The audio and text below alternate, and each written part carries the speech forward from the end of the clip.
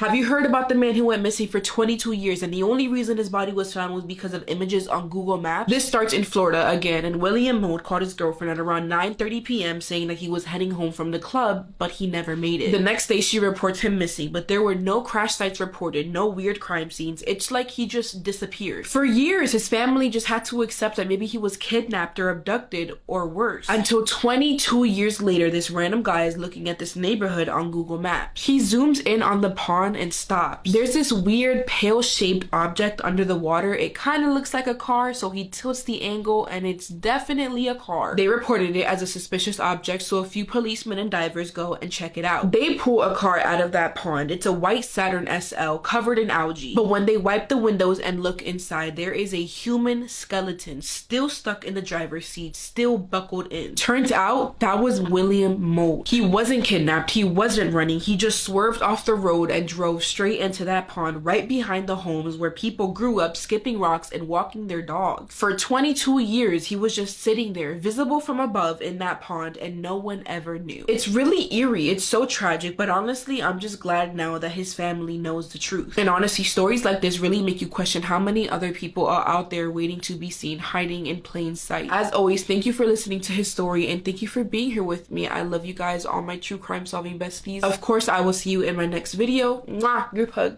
This 17-year-old student attacked teacher's aide after she took away his Nintendo Switch. Brendan Deppa was from Tampa, Florida, and he was placed into foster care right after birth, and a woman named Leanne ended up adopting him as an infant. As Brendan was growing up, doctors diagnosed him with autism, sensory disorder, behavior/impulse control disorder, mood disorder, and ADHD. In 2019, Brendan was charged with battery on 2 separate occasions. While he was in a group home, he became aggressive and violent towards a staff member, and he had also gotten into a fight on a school bus in December of 2021. Although Brendan was known to be violent, he did pretty well with his mother since she understood his triggers. This facility that Brendan was at were devoted to provide care for special needs children, but unfortunately his insurance stopped covering the cost, so he was no longer able to go. Because of this, Leanne had to enroll him at Matanzas High School in Palm Coast, Florida. On February 21st of 2023, Brendan was very angry with a teacher's aide after she took away his Nintendo Switch after she told him to put it away, but he wouldn't. 57-year-old Joan Nadich walked down a hallway and Brendan knocked her to the ground and repeatedly punched and kicked her. The incident was captured on video surveillance, and it shows Joan falling unconscious during the attack. Fellow teachers and staff stepped in to help Joan once they saw that she was getting attacked, and they also called police. This attack left Joan seriously injured. She got multiple fractures to her face, skull and shoulders, 5 broken ribs, a concussion, hearing loss, vision loss, and PTSD. On August 6, 2024, Brendan pled no contest to 1 count of aggravated battery. The judge sentenced Brendan to 5 years of prison, and once he's released, he will get an additional 15 years of probation. When Leanne heard the news of his sentencing, she truly believed that the judge was punishing him for his race. Luckily, Joan did survive, but she is left traumatized, she has PTSD and anxiety, and she lost her job as well. Whatever you think she's throwing in the bin, it is so much worse. It was January 2022 and a group of people were scavenging in some bins behind a shopping centre. And thank God they were, because they suddenly felt something in that bin, warm, almost like a body part.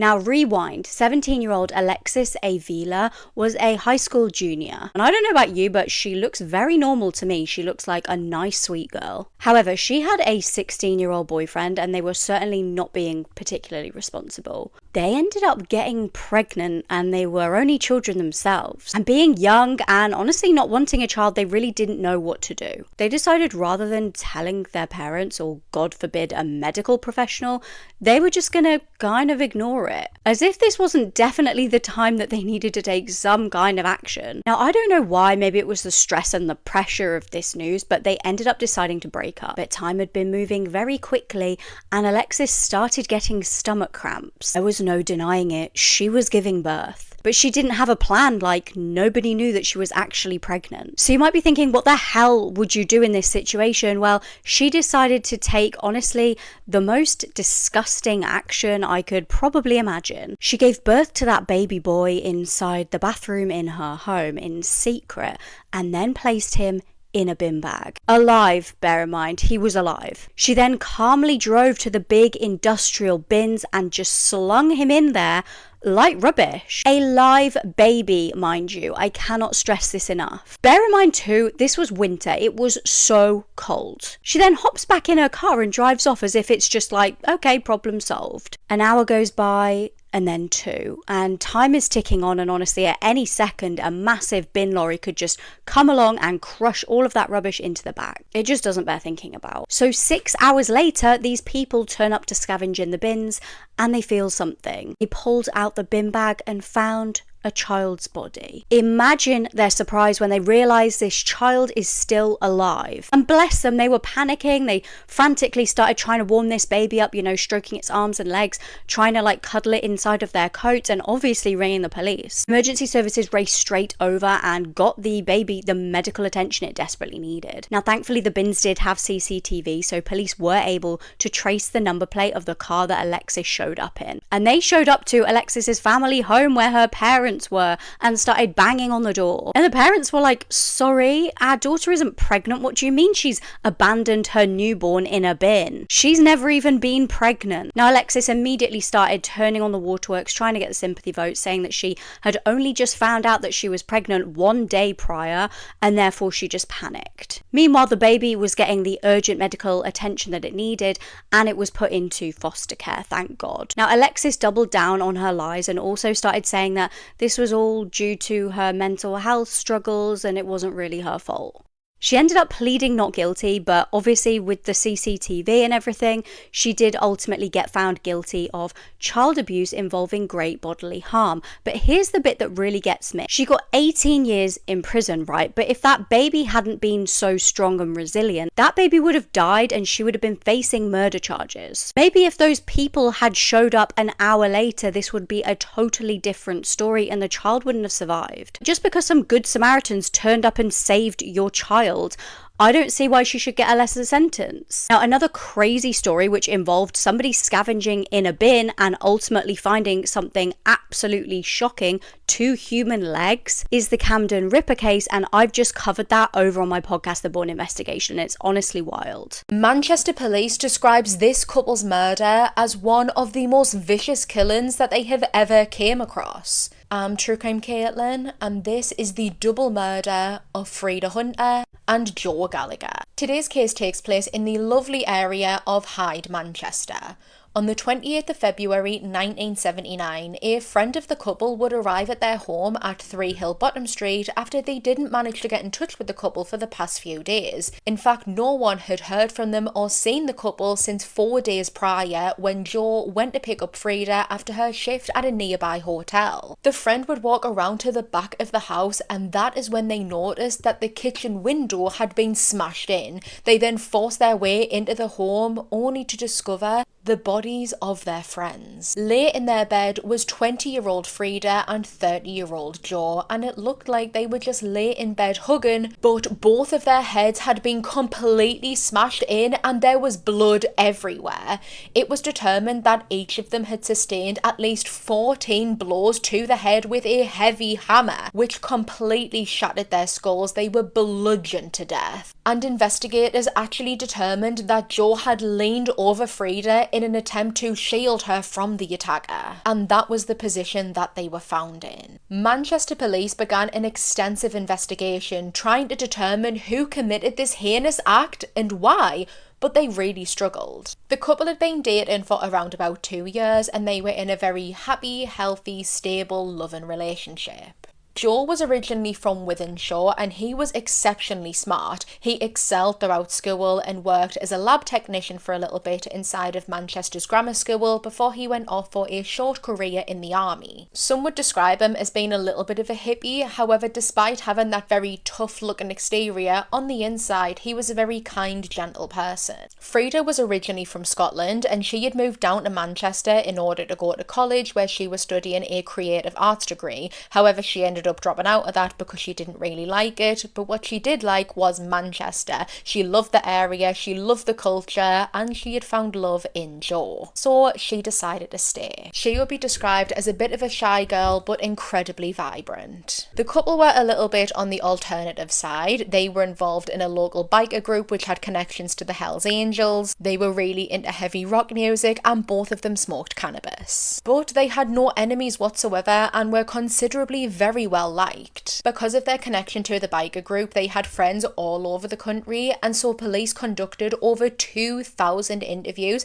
interviewing people all the way from London to Birmingham, all the way up to Edinburgh, yet none of them could shed any light on who would want to do this to the couple, who would want to break into their house in the middle of the night, creep up on them while they were sleeping, and bludgeon them to death with a heavy hammer. This seemed a very personal and targeted attack, and police just could not figure out who would want to do this. Investigators did also look into a rumour that alongside smoking cannabis, Joe was a small-time dealer, but that didn't produce anything or really lead anywhere, and it didn't really make sense either, because if he had owed someone a little bit of money, or if he had sold a dodgy stash, that wouldn't equate to the sheer brutality of this double murder, or explain why Frida was murdered too. A small amount of cash was stolen from the house. It was Frida and Joel's wages for the week, but again, this being a robbery gone wrong didn't make sense. The victims were targeted in their sleep. To this day, this case still remains unsolved, and the families of Frida and Joe hope that with improvements in technology, they are able to use forensics to catch this vicious killer. This woman begged someone else to end her life and explained how she wanted it done. 35-year-old Sharon Lopatka was an entrepreneur from Maryland. She was quietly building an online business where she would sell crafts and digital services. Sharon wanted to explore the darkest corners of human experience, which is pain, submission, and ultimately death. While she didn't want her life to be ended in the traditional sense, she wanted to die by design. At this time, the internet was still young and unregulated, so she had a plan to look for someone to do it for her. The year is 1996, and Sharon is visiting fetish chat rooms and underground forums that are devoted to torture, bondage, and death fantasies. She exchanged hundreds of messages with strangers who shared or claimed to share her interests, but no man ever took her seriously. That was until she met 45-year-old Robert Glass. Robert was a computer analyst from North Carolina. He was married, had children, but he had a secret double life online. For weeks, the two exchanged graphic emails, and Sharon is telling him that she wants to be tortured and unalived and is telling him how he should do it. One of Sharon's final emails says, "You will cause my death, but it will not be murder." On October 13th of 1996, Sharon boarded an Amtrak from Maryland to North Carolina, and she left behind a note for her husband that said, "I'm going away. If you ever find my body, don't think badly of the man who did this." Once Sharon arrived in North Carolina, she went to Robert's trailer where they would spend several days together, and they would act out violent sexual rituals. At one point, things went too far, and Robert strangled Sharon with a nylon cord, ending her life. 12 days later, police officers were searching Robert's home, and they ended up finding Sharon's body in a shallow grave 75 feet away from his home. Her personal belongings like clothes, computer disks, ropes were scattered all around the scene. This case truly shocked investigators. It was one of the first murders in history to be solved through email evidence. In January of 2000, Robert pled guilty and was sentenced to 6 years and 7 months in prison. On February 20th of 2002, Robert suffered a fatal heart attack behind bars just 2 weeks before he was supposed to be released. In 2016, 3 separate women were murdered while running alone in a span of just 8 days. These are their stories. On July 30th, 2016, 31-year-old Allie Bruger began her daily 10-mile run on her regular route in Rose Township, Michigan. She was found shot to death on Fish Lake Road not long after. During the investigation, police found shotgun casings at the crime scene and determined that the killer shot at Allie 4 times, hitting her once in the back as she likely tried to run away. Initially, police thought that Allie might have known her killer, and the focus at first was on her ex-boyfriend, who happened to fail a polygraph when asked if he killed her. His only alibi was that he was at home alone during the murder, but without any other evidence linking him to the crime, authorities couldn't charge him. Allie's family can't help but wonder if this was a failed abduction or if she possibly had a stalker since she ran the same route frequently. It's now been 7 years, and Allie's case is still unsolved. 3 days later, on August 2nd, 30-year-old Karina Vetrano would also be attacked, sexually assaulted, and murdered while running in New York. That day, Karina decided to go for a run in Spring Creek Park in Queens, which was less than a block away from her home. She would normally run with her dad for safety reasons. However, at the time, her dad had a back injury, so she decided to go alone. She was last seen alive at around 5 p.m. when entering the park, but when she stopped answering texts and calls, her dad notified authorities. A massive search was launched, and sadly, Karina's body would be found a few hours later by her father, face down about 15 feet off the trail. Her clothes had been pulled down, and her right leg was covered in scratches and bruises. Authorities determined that she had been hit in the back of the head with a rock, sexually assaulted, and died from strangulation. She had major defensive wounds, including cracked teeth, indicating that she bit her attacker incredibly hard. Her hands were found clutching grass as she was being dragged off the trail, and her killer's DNA was found underneath her fingernails and on her back. Authorities ran the DNA through a national database, however, it provided no leads, and her case would go cold for 6 months. But eventually, 20-year-old Chanel Lewis would be arrested for her rape and murder after his DNA matched what was found at the scene. He confessed to the crime and reportedly had a hatred for women, even telling a teacher years prior that he wanted to stab all the girls at his school. Chanel was found guilty and sentenced to life in prison without parole. Just 5 days later, yet another woman would be sexually assaulted and killed while out on a walk by herself. On August 7th, 27-year-old Vanessa Marcotte left her mom's home and went for a walk in Princeton, Massachusetts, but she never came back. A massive search was launched, and sadly, Vanessa's body would be found hours later on a trail in a heavily wooded area less than half a mile from her mom's home. She was found nude and suffered from burns on her face, hands, and feet, and she had also been sexually assaulted and strangled. It was so bad that her throat had been crushed and her nose had been broken.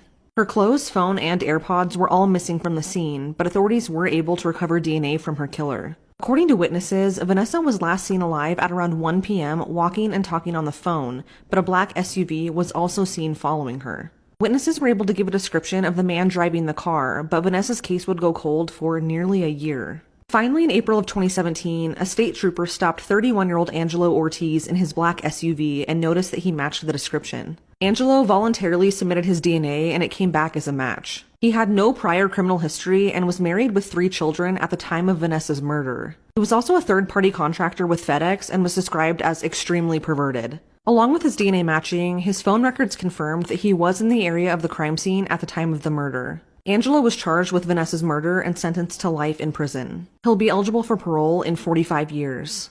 They deserved to feel safe. He dubbed himself the Ninja Killer and in 2024 committed an absolutely horrific murder during a blood moon. I'm True Crime Caitlin, and this is the murder of Amy Gray. 34-year-old Amy was a happily married mother of one, and she just sounded like the most amazing woman. She could light up any room that she walked into, she could make anyone laugh, and she was always doing little silly dances and cracking jokes. She was caring beyond belief, she was there for anyone, always. Amy was also a carer to her 90-year-old nana who suffered with Alzheimer's. She was excelling in her line of work, she was a personal trainer, which she was so dedicated about, and she actually just won an award for her work. Amy Gray had everything going for her. Her wife, friends and family would describe her as happy, brave, independent and strong. On the 24th of May 2024, Amy was sat on Durley Chine Beach in Bournemouth with her 38-year-old friend Leanne Miles. It was late at night and the women were huddled together, kind of sat out of the way on the beach next to a small fire that they had lit to keep warm. Over this fire they were catching up and they were chatting and giggling at one another when they would be approached by a man wearing black. Within a split second, before they even had time to register what this man was doing, he pulled out a knife and began to attack Leanne. Wanting to protect her friend, Amy started to shout at him, telling him to go away and to get off her, when he turned and started chasing Amy up the beach. She ran as fast as she could away from this man, but he eventually caught up to her. He would pounce on Amy, forcefully stabbing her 10 times across her shoulders, chest and arm. One of the stabs would pierce her heart, killing her. Nearby, Leanne could hear her friend screaming for her life, until she wasn't. Terrified and probably full of adrenaline, Leanne took off and started running up towards the promenade, hoping that someone there would be able to help. The man realised this and started chasing after Leanne, quickly catching up to her, and proceeded to stab her at least 20 times in her back, which resulted in one of her lungs collapsing. She would drop to the ground and this man ran away into the darkness, leaving Leanne for dead. but she wasn't dead. Miraculously, she was still alive and was able to call 999 for help. She would be rushed to the hospital, where she was able to give police a pretty good description of the man who had murdered her friend and almost murdered her. But back at the scene, the investigators were struggling. The killer had left behind not a single trace of DNA and not a single fingerprint. The murder weapon was nowhere to be found, or any evidence that pointed them towards a suspect. The entire murder was captured on CCTV, and from this the investigators were able to see what the man was wearing. He was wearing all black, his jacket had a grey stripe along the front, and he was also wearing a reflective bum bag, but that was it. They weren't able to get a clear view of his face. While combing through CCTV footage from earlier in the day, however, they would get their big break. Earlier that day, the killer was seen just kind of strolling around until he went into a shop picking up a couple bits and pieces. They knew that this was their man because he was wearing the exact same clothing. When he paid for his shopping, he would use his own bank card, and because of this, the police were able to get a name and an address. This led them over 100 miles away to a home in Croydon. 4 days after the murder of Amy Gray, police would arrest 20-year-old Nasen Sadi. Nasen came from a very typical, happy, loving, supportive home. However, he struggled socially.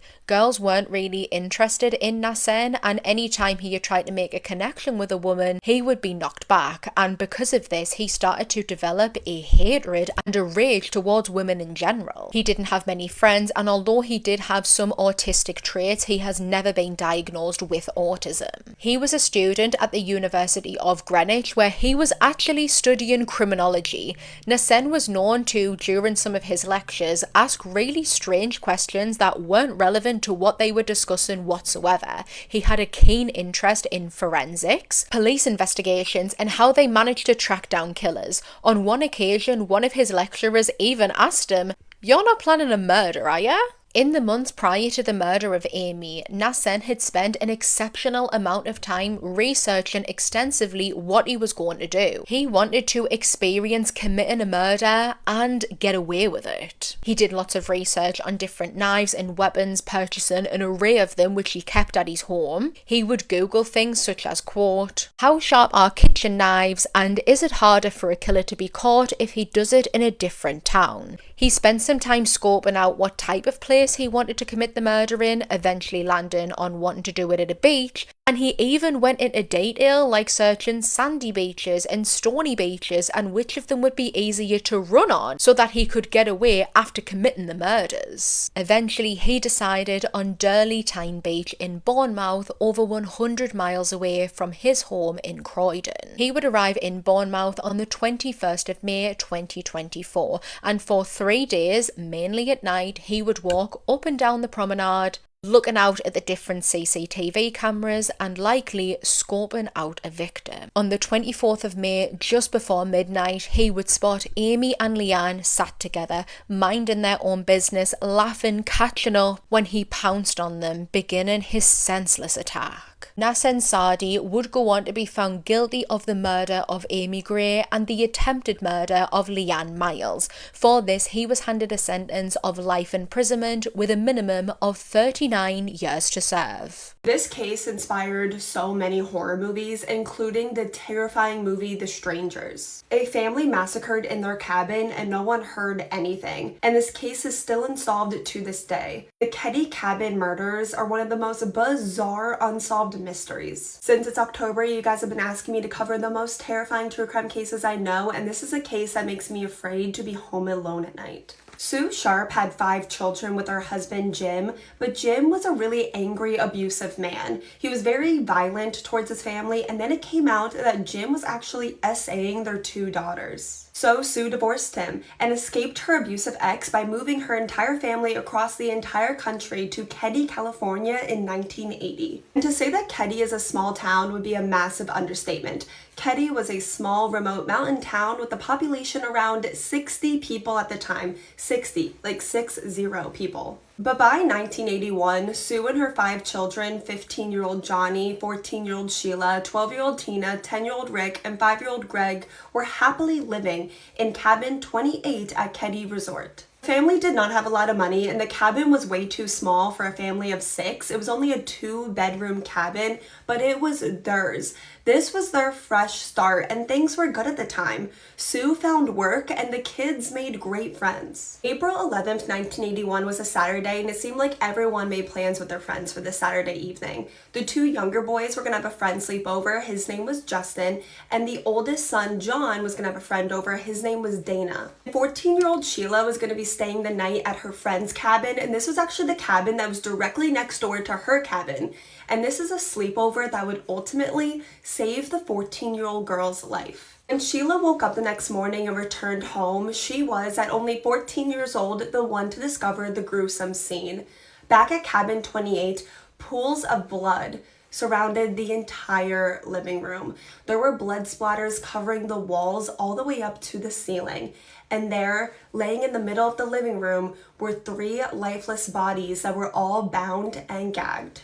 Sheila hysterically ran back to her friend's cabin. While screaming and crying, she was trying to make out what she just saw. While her friend's parents went to call the police, her friend's brother went back to the cabin to see what had happened. Her friend's brother was peering through the windows of cabin 28, afraid that the attacker might still be inside. He's looking through all the windows until he gets to one of the bedroom windows and was shocked to see that the 3 young boys, 10-year-old Rick, 5-year-old Greg, and their friend Justin, were still sleeping. Unharmed, they were totally fine, but it appeared that they had slept through the entire thing. The friend climbed through the window, woke up the boys, and instructed them to leave through the window to save them from seeing the brutal scene that was just on the other side of the door. All 3 boys originally said that they didn't hear anything during the entire night. They didn't wake up, they didn't hear a single thing, which is so crazy that in this 2-bedroom cabin, 3 people could be murdered in the other room and these 3 boys did not wake up. Actually, pretty much no one heard anything in the entire neighborhood. Not Sheila or her friends that were in the cabin directly next door. The only people that reported hearing anything were a couple that lived a little bit nearby, and they said around 1 a.m. they heard muffled screaming and groaning noises. When the police arrived, the 3 bodies in the living room were identified as Sue, her 15-year-old son Johnny, and his 17-year-old friend Dana.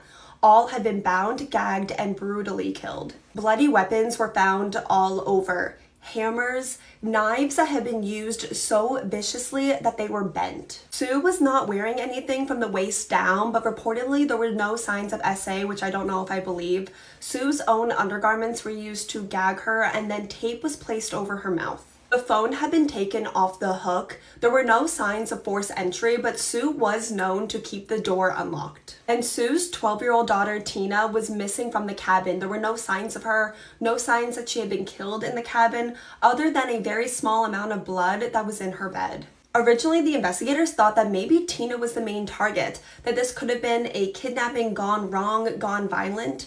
They launched a massive search for Tina. They had volunteers, they had dogs, even the FBI got involved, but there were no signs of Tina anywhere. Obviously, the first husband was Sue's ex-husband, who she had just escaped a year earlier, who was abusive and SAing their daughters. I mean, he did have motive to kill Sue and then kidnap their daughter Tina. But he had an airtight alibi and was ruled out as a suspect. But then they had another suspect, Tina's teacher.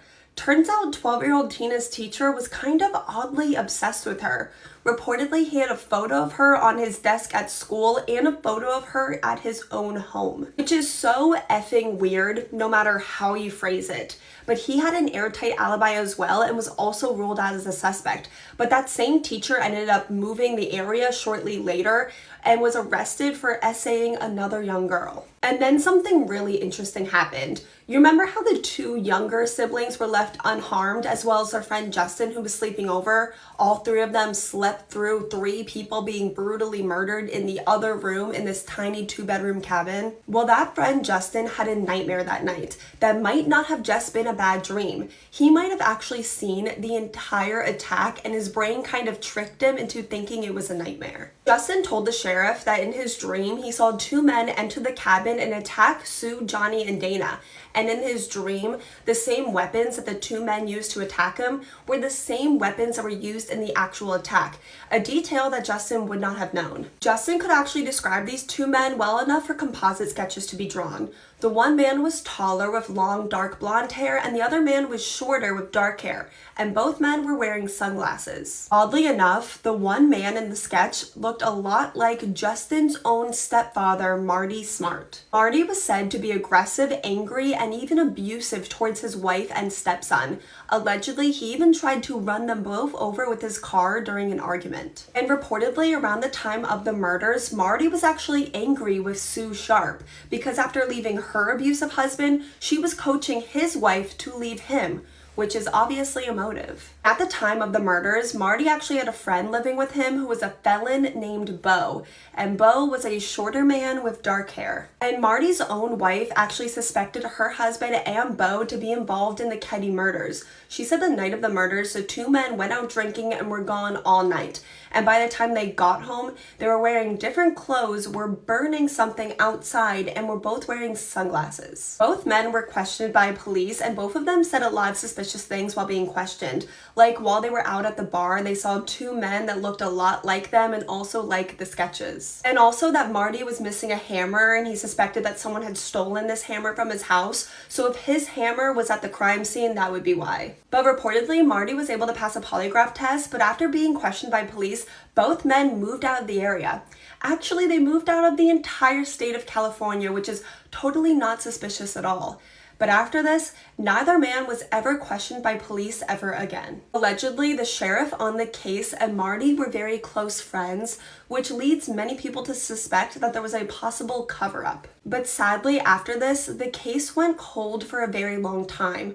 Sue, Johnny, and Dana's murders were left unsolved and 12-year-old Tina was still missing. And then, nearly 3 years to the day after the Keddy Cabin massacre, a skull was found about 100 miles outside of Keddy, California. And then only 2 days after this gruesome discovery, an anonymous phone call came into police of a man saying that the skull that was found was that of 12-year-old Tina Sharp, which was sadly able to be confirmed by dental records. So obviously, whoever made this call had to be the killer. How else would someone know that the skull found 100 miles away would be of Tina?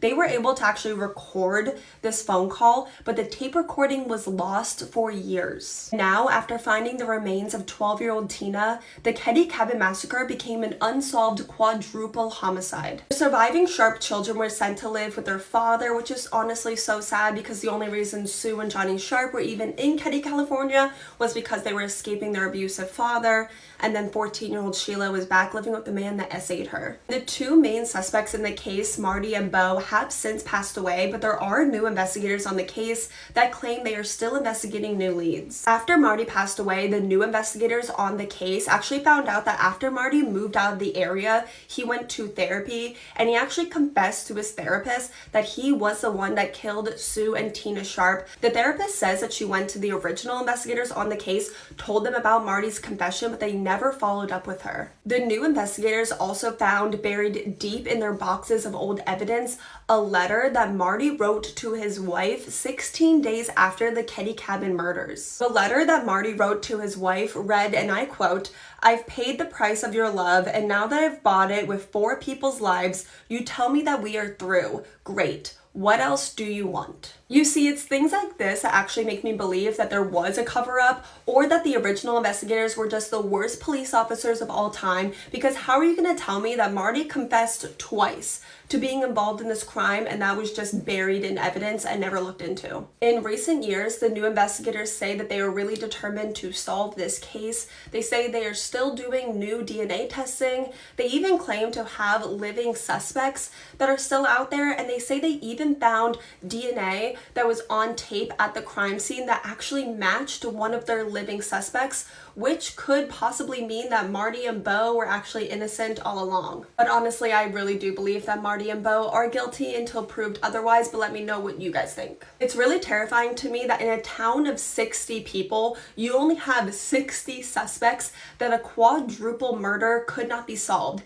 and still isn't solved over 40 years later. If you guys watched the end of this video, you guys are interested in this case, I really urge you guys to keep researching it because I honestly had to keep out so much information just to keep this a short-ish video. If you guys watched the end of this video, thank you so much. I'm so interested to get your guys' thoughts and your guys' theories. You guys are always coming up with things I would never put together in my head, so definitely let me know all your thoughts and theories in the comments. While you're there, please let me know what case you want to see me cover next.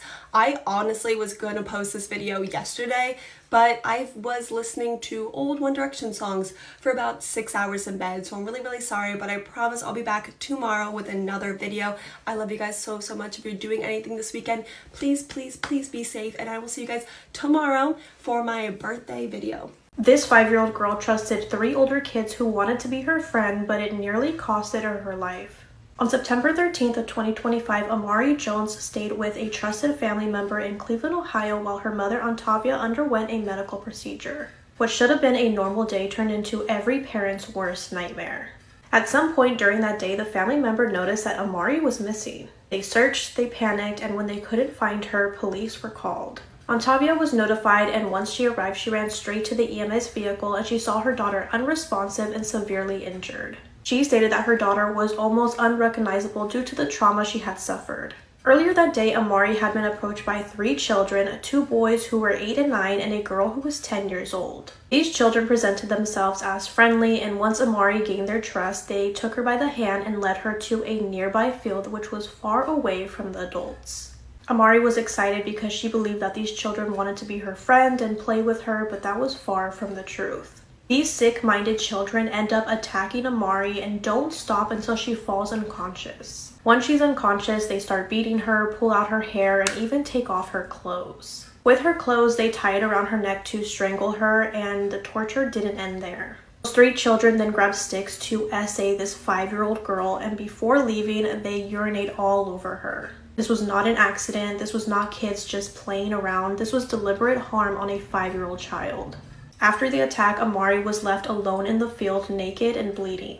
While Amari's family member continued searching for her, she unknowingly asked 2 of the children that had attacked her if they had seen her, and they said no and continued playing. But eventually, one of those children told his mother what he did to Amari, and they went back to the family member to tell them where Amari was. Medical professionals stated that if Amari wasn't found when she most likely wouldn't have survived. And this is where the case takes a devastating turn.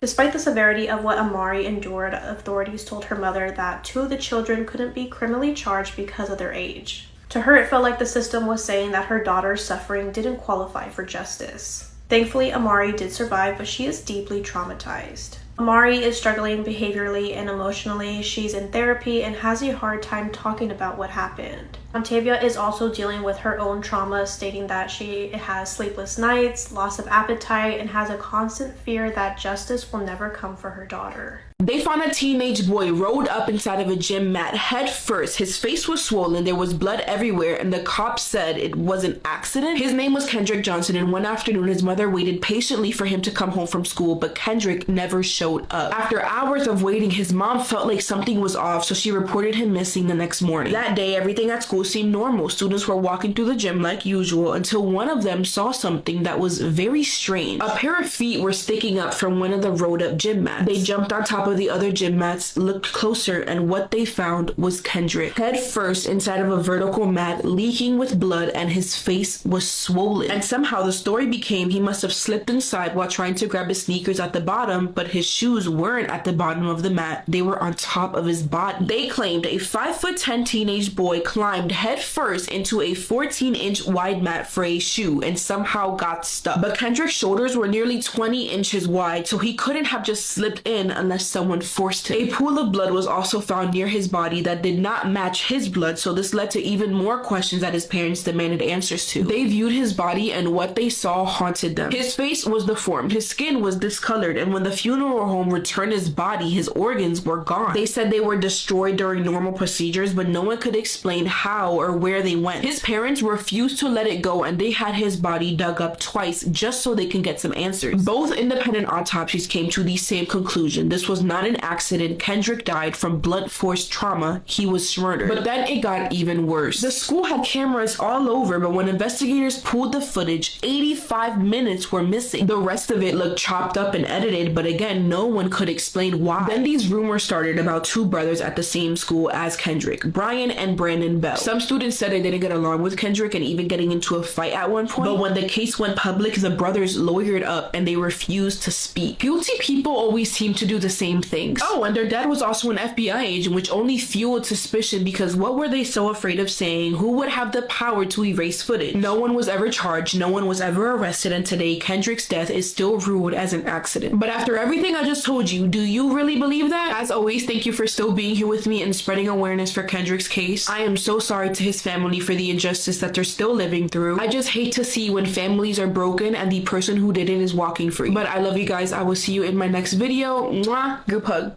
Police have got CCTV from the night of the murder, but they not only are refusing to release it, they won't even tell us what's on the tape. Why? It was the end of January 2025 in Mesa, Arizona. Emily Pike was a lovely little 14-year-old girl. She was Native American and a resident of the San Carlos Apache Indian Reservation. She was super creative, she loved art, and she had big plans for her life, starting with enrolling in college. But on the evening of the 27th, she left her home alone on foot, never to be seen alive again. Now, she lived in this group home with a bunch of other teenage girls, and the reason that she was living there was pretty disturbing. Her parents had struggled with substance issues and her dad had even been in and out of prison before, but that's not even the worrying part. Emily reported to police that she'd been SA'd by a member of her own family. Now, it's a bit sketchy. I don't think it's ever been officially confirmed which family member this was. As far as I know, nobody's ever been prosecuted for it. Surprise, surprise. But it was serious enough to mean that she was removed from the family home, and for that reason, her parents didn't even know when she went missing. You'd think after going through something horrible and obviously Child Protective Services stepping in, moving her out of the family home, you'd think it would be the start of a fresh start, a new life, right? You'd be very wrong because it felt like things only got worse. Emily kept saying things like, I don't feel safe here. She kept saying, I want to go home. There was clearly something very wrong, but yet again, we weren't exactly sure what. When she ended up leaving the group home on the night in question, just on foot, without a word, the staff did nothing. Was it because she'd run away before and they just kind of thought she was going to come back? Or did they just genuinely not care? Regardless, nobody reported it, so nobody was looking for her. Her parents weren't even told she was missing until a week later. And it was actually two hikers who had no idea who this girl was who found her. She was in pieces in a black bin bag. She'd been dumped by Highway 60 and had been out there decomposing for weeks. It doesn't bear thinking about. Horrifically, her arms and her hands were nowhere to be found and still to this day have not been recovered. And there was no denying that this was a homicide. I honestly feel that if she'd just been found dead, if she hadn't been dismembered, police might have tried to sort of play this off as a self-unaliving. She clearly didn't put herself in that bin bag. And chillingly, CCTV did capture Emily the night that she left home, but police didn't reveal where this was, what she was doing in the video, or if anybody else was on the video at all. Which makes me think, why? What are they hiding? As it stands, nobody has been held responsible for this brutal murder. It's still an open investigation, and honestly, people are desperate for justice. There are so many missing and murdered Indigenous women and girls, and their cases get nowhere near enough attention. If there are any more cases that you guys know of like this that just don't have the eyes on the case, please do comment them because I would love to speak about them. Do you remember when this teenage girl unalived the man who was going to hurt her and somehow she's the one who got life in prison? Her name is Cynthia Brown and it starts with the man who didn't see her as human but as his property. That man went by the name Cutthroat. He was 24, a pimp, and that alone is a massive red flag, but we'll get to that. One day he meets Cynthia, who had just run away from her adoptive home at 16 years old. That's like barely old enough to get your license, and this man saw her as fresh meat. But Cynthia's life up to this point has been literal hell. Her biological mother struggled with substances and gave her up for adoption at just 8 months old. She'd been abused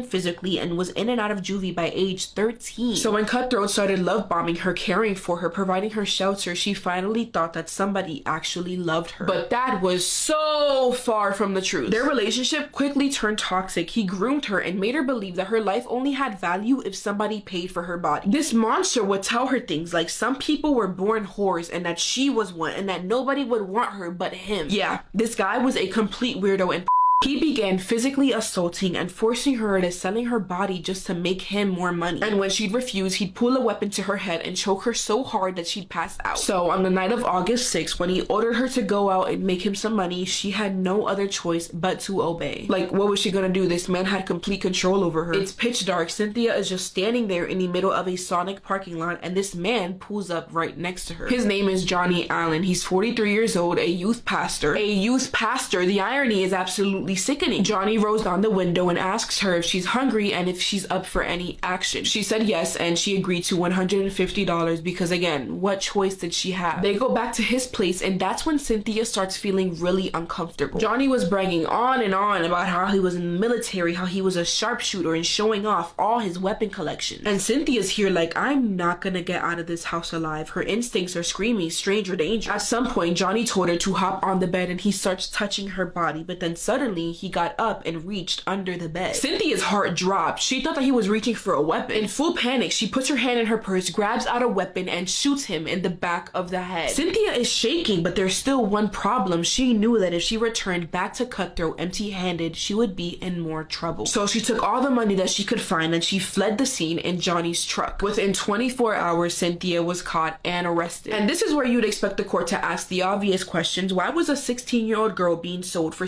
in the first place? Why did a 43-year-old grown-ass man bring her to his house? But no, they asked none of those questions. Instead, they said that she planned it and wanted to rob him. Investigators said they found it on that Johnny was hit in the back of the head, and the position that he was in meant that he was most likely sleeping when she pulled the trigger. And the fact that she stole the money from the house, in their eyes, made her a criminal. But hello, that doesn't change the fact that a grown man brought a child to his house for illegal activity. Johnny's family said he would never do something like that. He was the kind of man to want to help people in need. He most likely saw Cynthia as a homeless and wanted to help. But apparently a 17-year-old waitress testified that her and several other servers at her restaurant, who were all minors by the way, would argue over who would have to serve Johnny because he would constantly flirt with them and try to take them out on dates, which would make them very uncomfortable. So this man had a pattern of targeting minors is what you're telling me. But the part of this case that really makes my blood boil is the fact that Cynthia was not tried as a minor. A 16-year-old girl with no legal voice, no safety net, no second chance was buried by the same system that failed her from the very beginning. And the world moved on until years later her case resurfaced online. And finally everyone started asking the questions nobody would back then. Wait, she was a minor. Wait, she was trafficked. Wait, why was nobody charged with what led her to be in that house in the first place? Celebrities like Kim Kardashian, Rihanna, Snoop Dogg, LeBron James picked up on her story and started speaking out against her sentencing. The hashtag Free Cynthia Brown was everywhere and people started demanding answers. And for the first time, someone listened. In 2019, after serving 15 years behind bars, Cynthia was finally released. She is walking as a free woman and now is sharing her story to help other girls just like her. Because here's the truth no one wants to admit. We don't protect girls like Cynthia until they break, and when they do, we punish them for not surviving the right way. So what do you think? Was she sentenced correctly or was she punished just for surviving? As always, thank you guys for being here with me and spreading her story. I hope to see all my crime solving besties in my next video. Mwah, I love you guys. Group hug.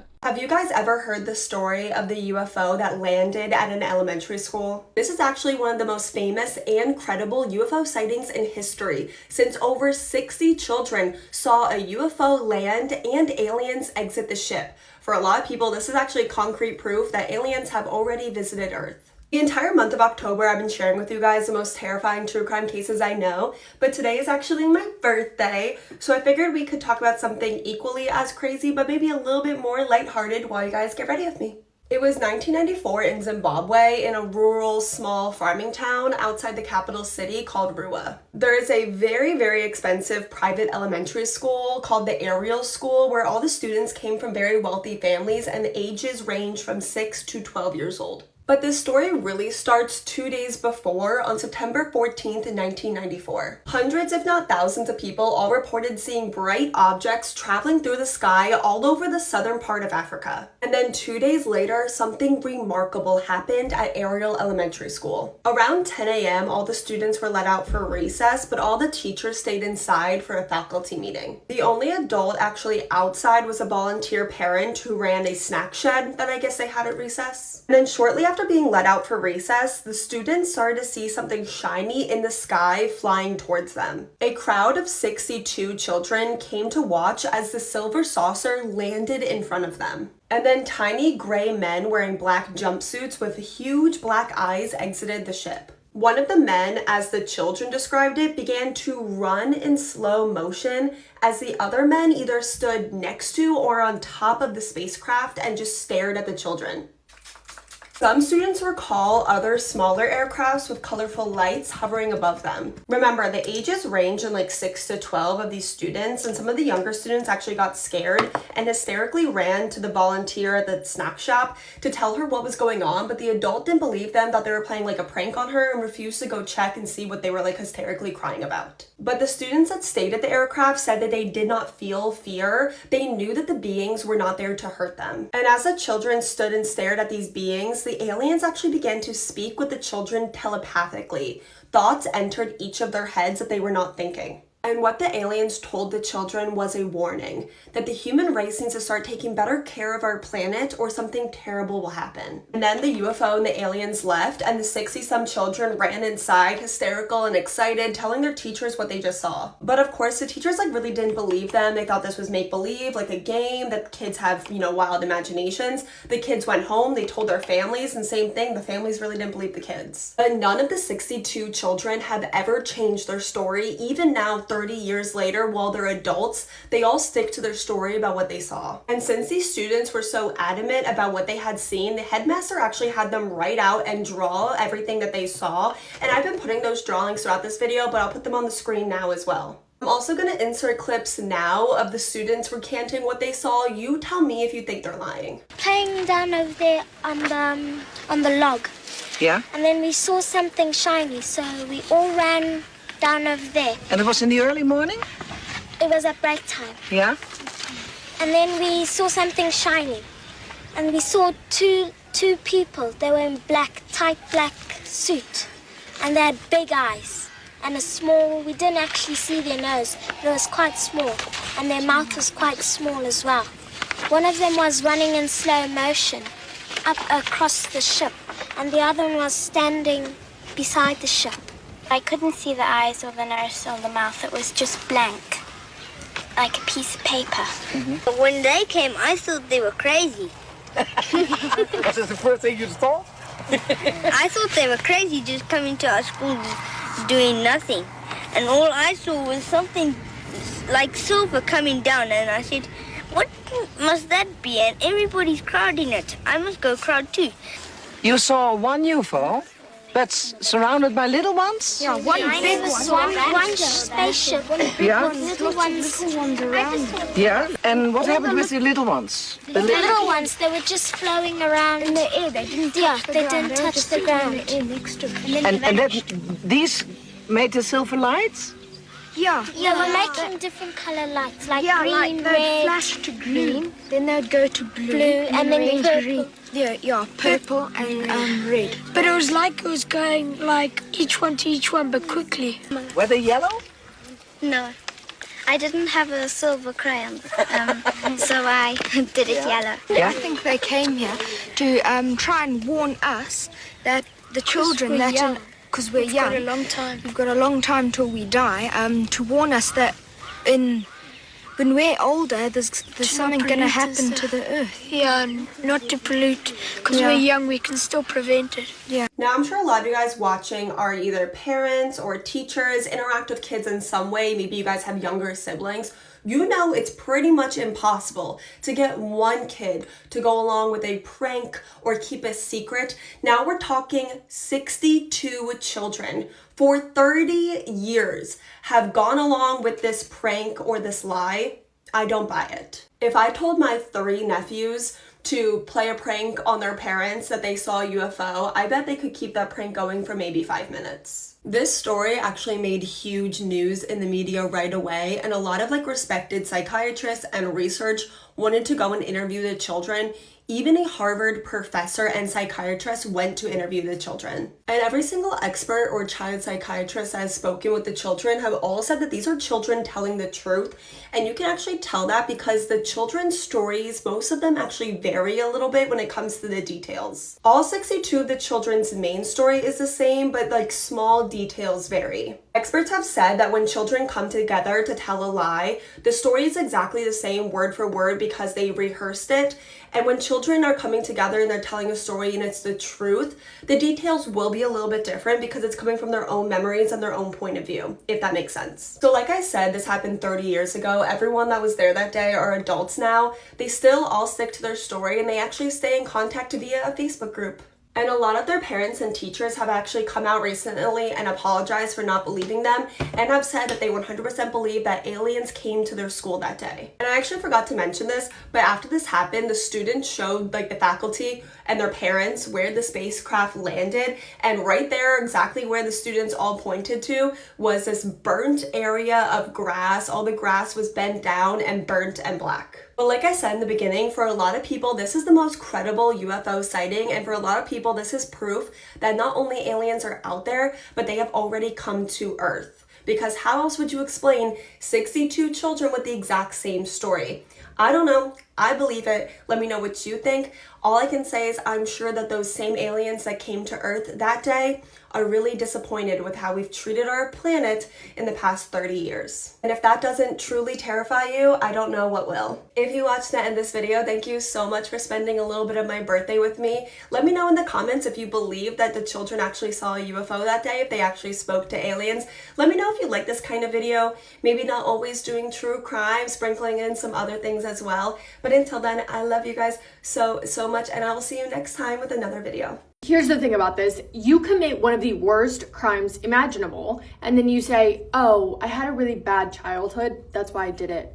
It doesn't work that way. Have to give a trigger warning here. We're talking about a 12-year-old child. If you think that listening to this, it is not easy to listen to. It's not easy to talk about. But if you think that listening to this is going to harm your mental health in any way, shape, or form, skip this video and I will see you in my next ones.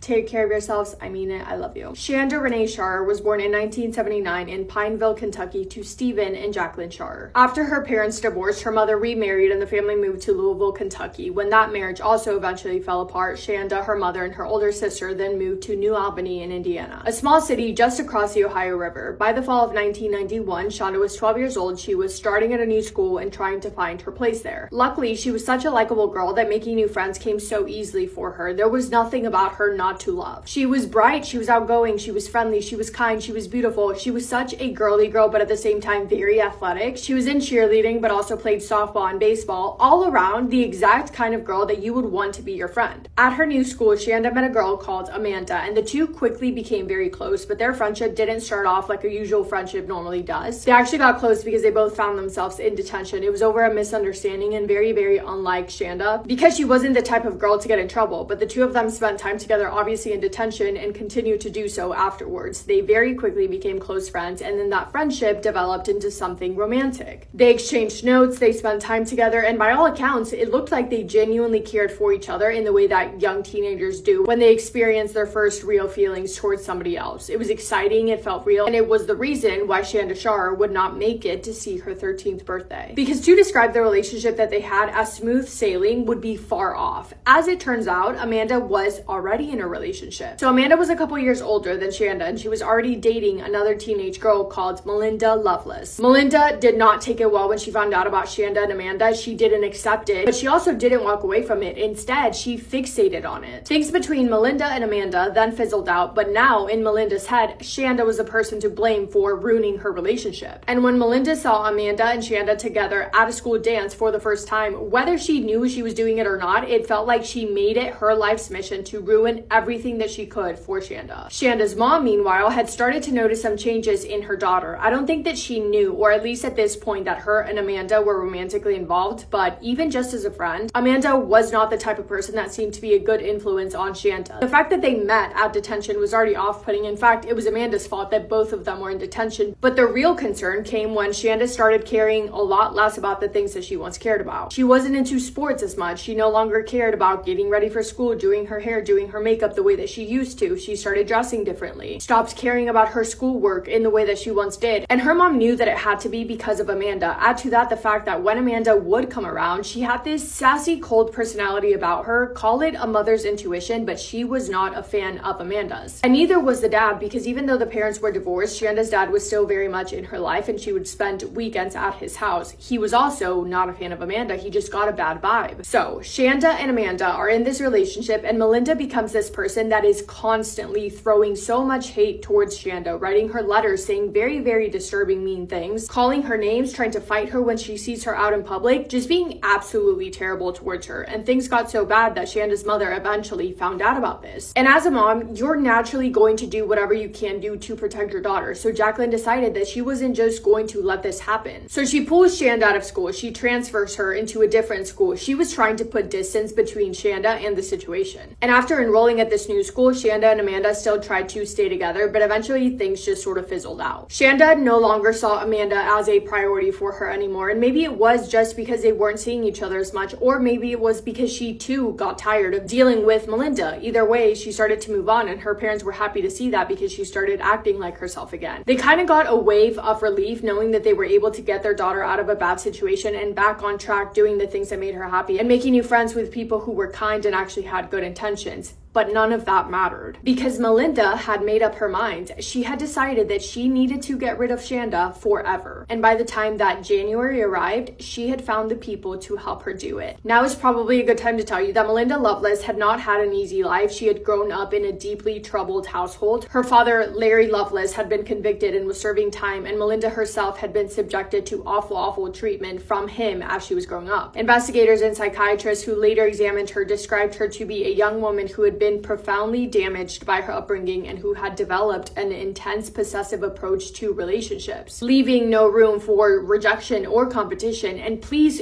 do not get this confused. I am in no way, shape, or form saying that this is an excuse for what she goes on to do. Literally not at all whatsoever, but it does help you understand that she did have these deep-rooted abandonment issues amongst other trauma from the moment that she was born, really, which is where that possessiveness over Amanda must have come from, and that feeling of no one is going to hurt me and get away with it. The other three girls that Melinda recruited were 17-year-old Lori Tackett, 15-year-old Hope Rippey, and 15-year-old Toni Lawrence. Those girls had never met Shanda. They probably didn't even know who she was, and only Lori out of those three had met Melinda. Neither Hope or Toni had met her before, but Lori was the person to introduce them all to each other. And when Melinda told them that she wanted to go and scare a girl who had been a copycat and had stolen her girlfriend, they got in the car and very quickly became willing participants. On the night of January 10th, 1992, Shanda was staying at her father Stephen's home in Jeffersonville, Indiana. She usually spent the weekends there. At approximately 10 p.m., Toni Lawrence and Hope Rippey knocked on the front door. They told Shanda that they were friends with Amanda and said that Amanda wanted to see her. Shanda believed them, but she was hesitant to go. She was hesitant to see Amanda in the first place, so she told them that she had plans for the night, but if they came back later, she would potentially sneak out with them. So they left, and Shanda's dad kind of overheard the conversation and asked who they were and what that was about, but Shanda just brushed it off. Eventually, her dad and his wife went to bed.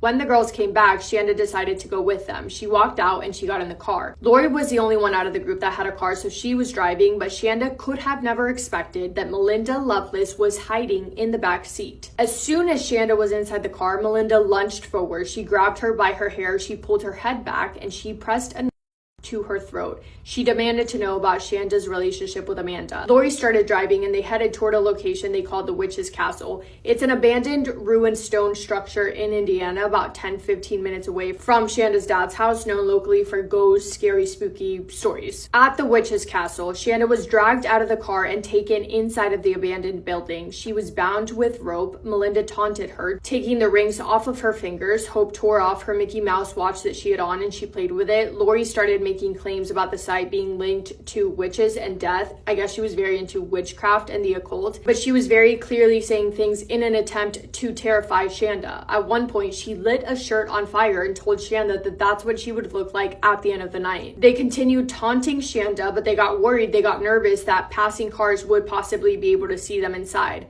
The group eventually then forced Shanda into the trunk of the car and they drove to Lori's house in Madison, Indiana, which was around an hour away. At Lori's house, while her family was asleep, the violence escalated significantly. Melinda and Lori beat Shanda repeatedly. They used a rope to her. They stood her with an Later on in the night, they also S8'd her with a foreign object. At some point during this, still at Lori's house, the group became convinced that Shanda was gone. They dragged her out and put her back into the trunk of the car. Then they went inside, cleaned up, and played some games. Tony was the one person who wasn't actively participating in what was happening, but she was also not stopping it. She wasn't intervening in the slightest. She would later say that she was frozen in terror. Shanda, who was still alive, barely, but she was, started making sounds, attempting to yell from the trunk of the car outside. The girls heard her from inside, so Melinda and Lori then decided they needed to take Shanda elsewhere. Those two got in the car and they started to drive, but they could still hear Shanda trying to scream from the trunk of the car. So they pulled over and Lori used a tire iron until she, quote, heard her head cave in. I know I don't even have to explain to you guys how awful and horrible and terrible this is. That is obvious, but it's heartbreaking to imagine Shanda, 12 years old, trying her absolute best to try and hold on to any hope, any last bit of energy that she had left, but without a doubt, the last hours of her life were filled with nothing but terror. Eventually, Melinda and Lori returned back home. They went to go pick up the other girls, and in the early hours of January 11th, 1992, the four girls drove to a remote cornfield off of Lemon Road in rural Jefferson County in Indiana. They pulled Shanda out of the trunk, and she was still clinging to life. Melinda Lovelace poured lighter fluid from a squeezy bottle over Shanda's body. Hope then struck a match and threw it over the top of her, causing a fire. Shanda Shar was 12 years old. She burned in that cornfield in southern Indiana while four teenage girls just stared down at her. Mommy was the only word that she could say in the end. The girls got back in the car and they drove away. And what did they do? You may be wondering, oh, well, they stopped at McDonald's for breakfast. They laughed about what they had done. Melinda was proud that she finally had been able to do what she had been thinking about doing for a very long time. She was so proud, in fact, that she headed over to Amanda's house and told her what they did to Shanda. Amanda didn't believe her. That was until Melinda reportedly showed her evidence. Later that morning, two men driving on Lemon Road in Jefferson County noticed the fire in that field. They stopped and they called the authorities. Jefferson County Police and Emergency Services responded to that scene, and what they found confirmed their worst fears: the badly burned body of a child. Shanda Shar was pronounced deceased at the hospital. She would forever remain only 12 years old. It did not take long for authorities to figure out who was responsible for this. Tony began talking almost immediately. On that same night, January 11th, she told her parents what had happened. Her parents called the police, and within hours of Shanda's body being discovered, law enforcement had the names. Police arrested all four girls within days of the murder. Each gave statements, and each implicated the other. But the details that emerged from those interviews, from the physical evidence collected at the witch's castle, from the evidence collected at Lori's house and at the crime scene, painted a picture of 8 hours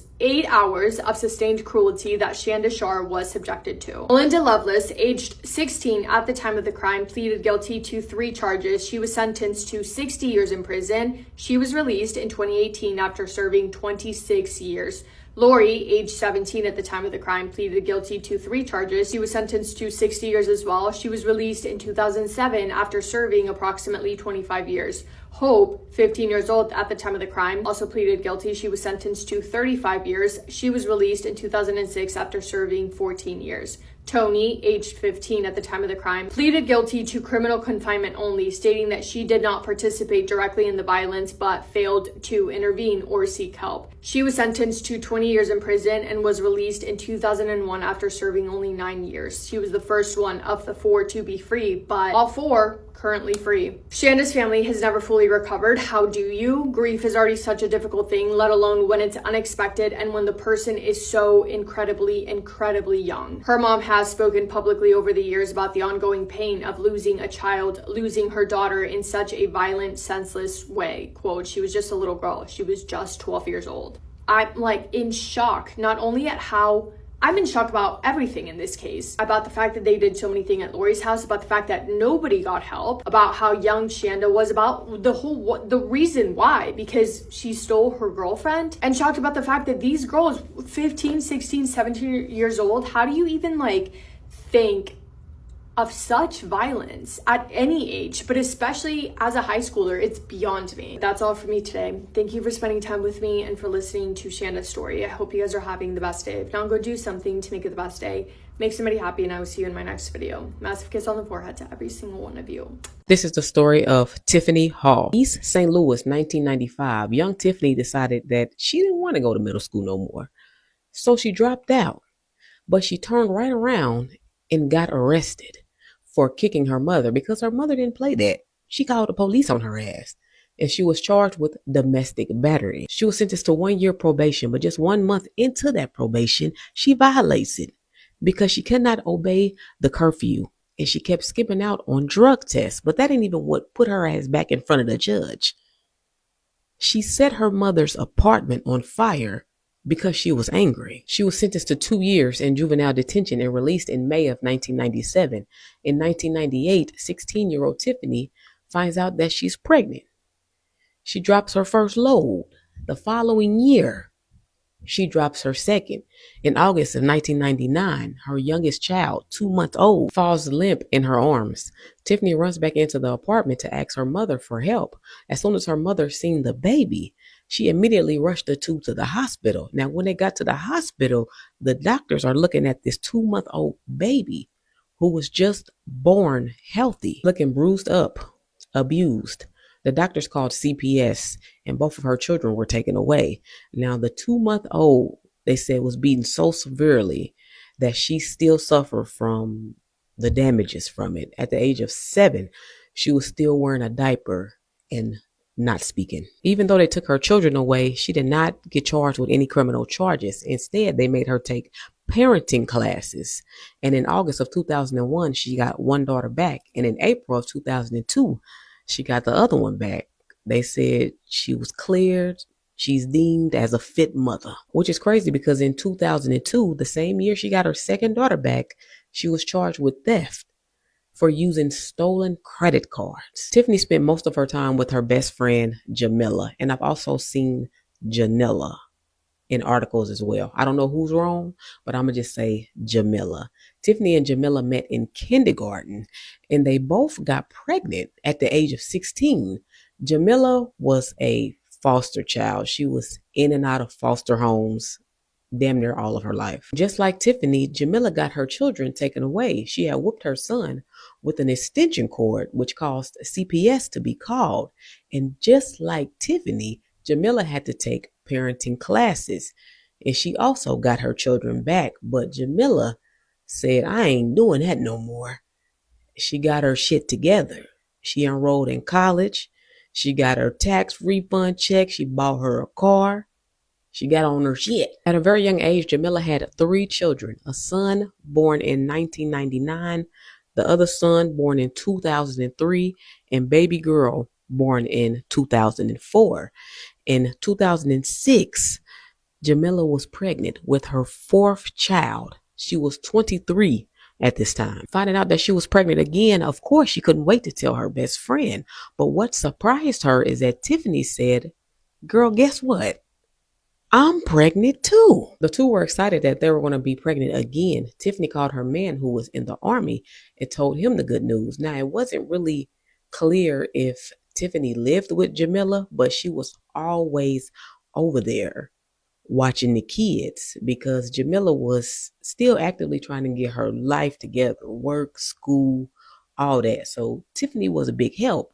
But the two in the same space while being pregnant, hormones is flying, attitudes is flying. They started to bump heads. In September of 2006, Tiffany told Jamila that she had a miscarriage, and Jamila is thinking that's why her attitude has been bad. Jamila was talking to one of her friends from the foster home named Tania, and I don't know if Tania really liked Tiffany like that, but she asked Jamila, why do you even got her staying here like that?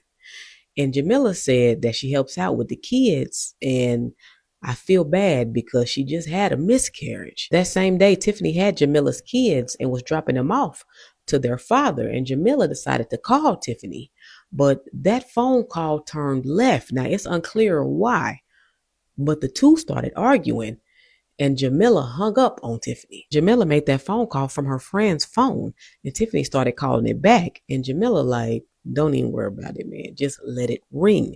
Even when her friend had left her apartment, Tiffany was still calling that phone. Tiffany, I went to the store and bought a pair of scissors, some alcohol, and a syringe. Now, it's unclear how she got in touch with Jamila, but she called her and said, man, let's squash this. Come on, meet me at my mama's house so we can talk. When Jamila got to Tiffany's house, as soon as her back was turned, Tiffany beat her until she was unconscious with a table leg. When Jamila lost conscious, Tiffany started to duct tape her hands and her feet, and Jamila regained conscious. And that's when Tiffany beat her some more with that table leg and drug her into the bathroom, put her in the tub, and proceeded to cut her baby out of her stomach with the same pair of scissors that she had just purchased. She then wrapped her up in a shower curtain and threw her in some woods not too far from her house. She fled with the baby, but the baby did not survive this attack. That's when she got the bright idea to call 911 and tell them that she had just birthed a stillborn. Once at the hospital, she refused to get medical attention. The doctors are asking her, ma'am, what happened? And she said, I got raped. Then she said, no, she didn't.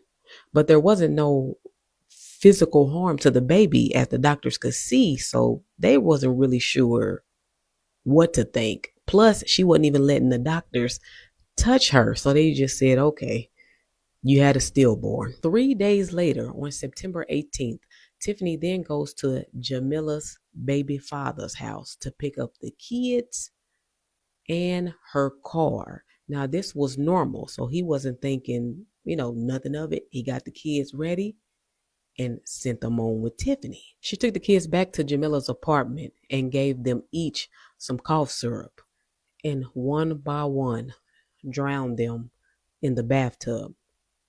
After all the kids were deceased, she put the oldest boy in the washer and put the youngest two in the dryer. On September 21st, Tiffany had a funeral for the baby that she stole. Named the baby and everything. Her boyfriend came from the army, got approved time off to come to the funeral. The day of the funeral, she asked the funeral director if she could reschedule so more people could come, because I think it was only like 2 people there. The funeral people like, no, this is about to start. I know, we can't reschedule this. She has the funeral. Once the funeral is over, she's talking to her boyfriend and she just comes clean. She started crying. The baby's not yours. The baby's not even mine. He like, what? She said, it's Jamila's baby. He said, well, where's Jamila? She said, she's dead. He immediately called the police. Because I would too, girl. Get away from me. They arrested Tiffany that day and they found Jamila's body. But the children, Tiffany was not speaking on that.